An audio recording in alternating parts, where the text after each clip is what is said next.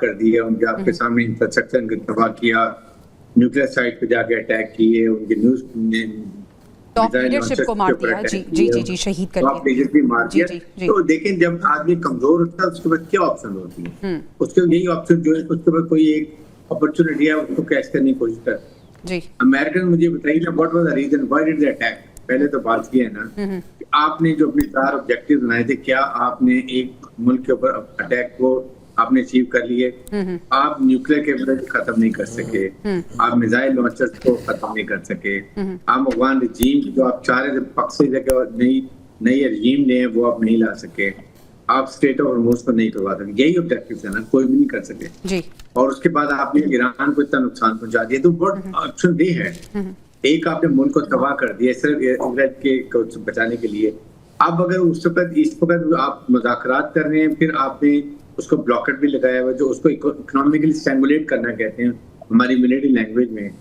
آپ ایک اکنامکلی اسٹینگولیٹ کریں, then they will go for any other option.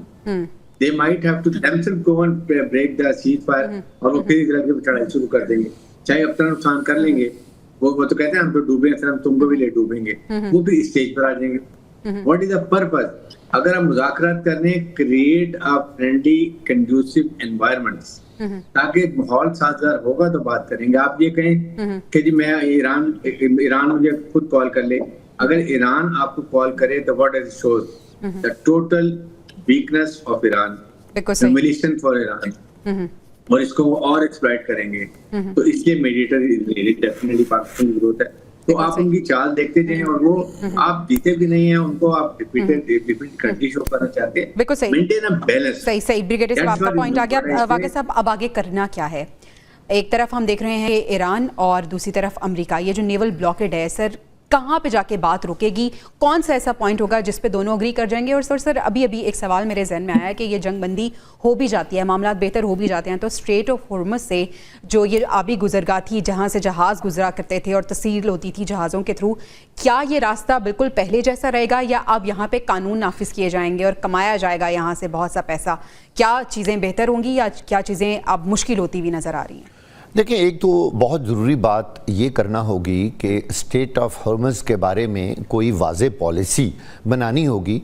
یہ کوئی طریقہ نہیں ہے کہ آپ ایک آبی گزرگاہ کو, چاہے وہ ایران ہو, چاہے وہ کوئی بھی ملک ہو, چاہے امریکہ ہو, وہ اس کو بلاک کر دے.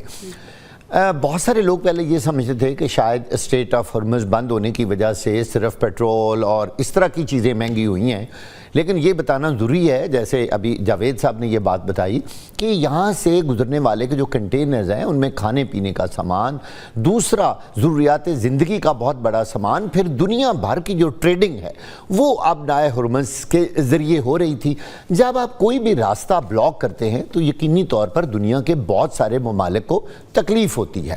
اگرچہ یہ کوئی طریقہ تو اچھا نہیں ہے, لیکن کہتے ہیں نا کہ محبت اور جنگ میں سب کچھ پھر جائز ہو جاتا ہے. تو انہوں نے جب ایران کا بے تحاشا نقصان ہوا اور انہوں نے دیکھا کہ ہماری پوری لیڈرشپ جو ہے وہ ختم ہو گئی ہے, ایون اس سے پہلے انہوں نے ان کی جو فوجی لیڈرشپ تھی اس کو بھی ختم کر دیا تھا, تو اب ان کے پاس صرف ایک ہی طریقہ رہ گیا تھا پریشرائز کرنے کے لیے کہ وہ آبنائے ہرمز کو بند کر دیتے.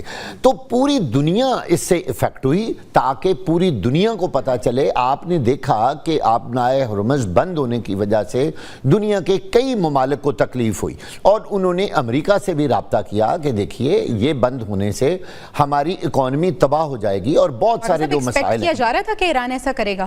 نہیں, دیکھیے یقینی طور پر یہ پتا تھا, آب نائے ہرمز بند کرنے کے بارے یہ بالکل خیال کیا جا رہا تھا کہ پھر ایران کوئی بھی کسر نہیں چھوڑے گا یہ سب کچھ کرنے کے لیے. لیکن اگلا سٹیپ اس سے بڑا جو کام کر دیا وہ پھر امریکہ نے بھی بلاکڈ لگا دیا.